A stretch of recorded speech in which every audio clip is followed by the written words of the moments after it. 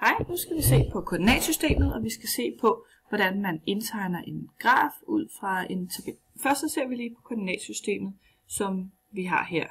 Vi har x-aksen hernede, eller den første akse, og y-aksen, eller den anden akse her, med x-værdierne 2, 4, 6, 8, 10 osv., og negative talværdier herover, og y-aksen ligeledes her. Det første heroppe, det kalder man første kvadrant, og det område herhenne, det kalder man anden kvadrant. Området hernede med de negative x- og y-værdier kalder man tredje kvadrant, og det sidste herhenne kalder man fjerde kvadrant med positive x-værdier og negative y-værdier. Nu prøver vi at se på, at vi skal sætte nogle punkter ind. Her har vi et punkt, der hedder 2,4, og det betyder, at vores x-værdi er 2, og vores y-værdi er 4. Så det kan vi altså gå ind i koordinatsystemet at finde her. Vores x-værdi er 2, og y-værdien, så går vi op her til 4. Så det første punkt, det kan vi altså tegne ind her. Det næste punkt, vi har, det er minus 6,8. Og der har vi igen minus 6.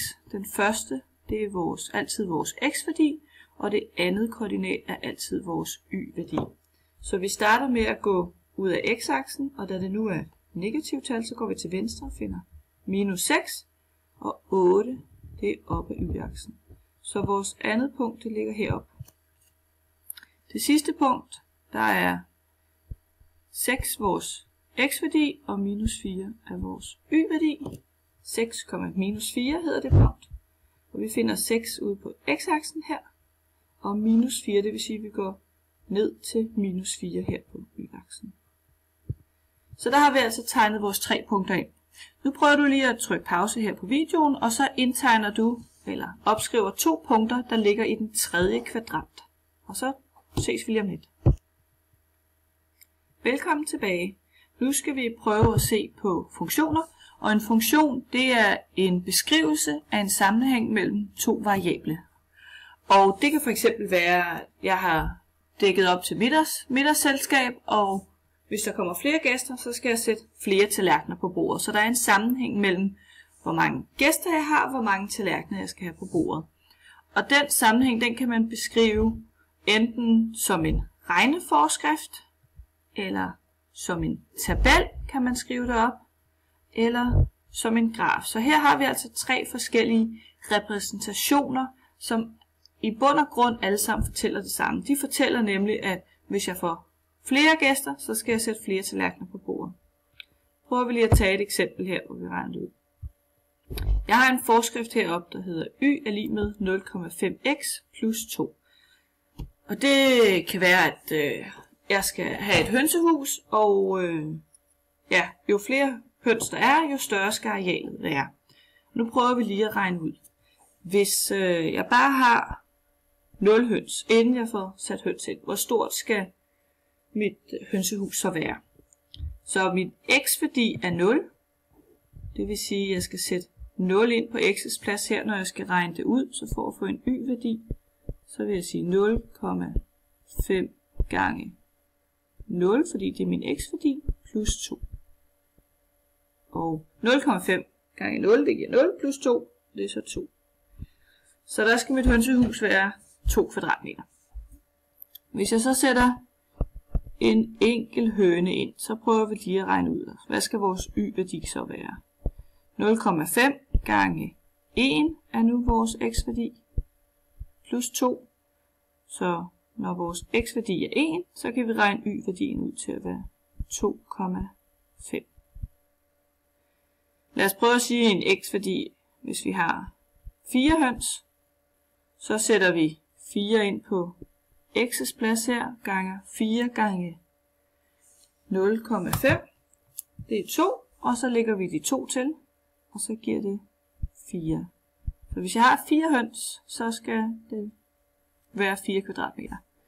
Lad os tage det sidste tal og sætte ind, og vi tager 6. Og 6 gange 0,5, det giver 3, plus 2, det er så 5.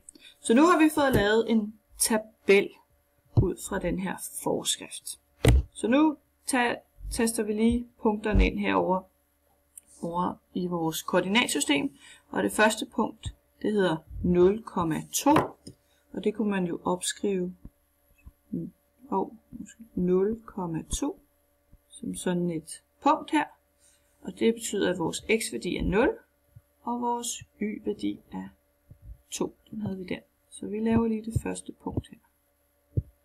Det næste punkt, det var så 1,2,5. Og det kunne man skrive som 1,2,5. Og der laver jeg mellem x-værdien og y-værdien, der laver jeg sådan en semikolon, fordi der er allerede et komma i y til y-værdien. Så for at kommaerne ikke forvirrer, og man ved, hvad er den ene x-værdi og hvad er y-værdien, så skriver jeg det op på den her måde. Så vi har 1,2,5. Det kan være, det er lidt svært at tegne præcist ind den her, men jeg tænker det er der.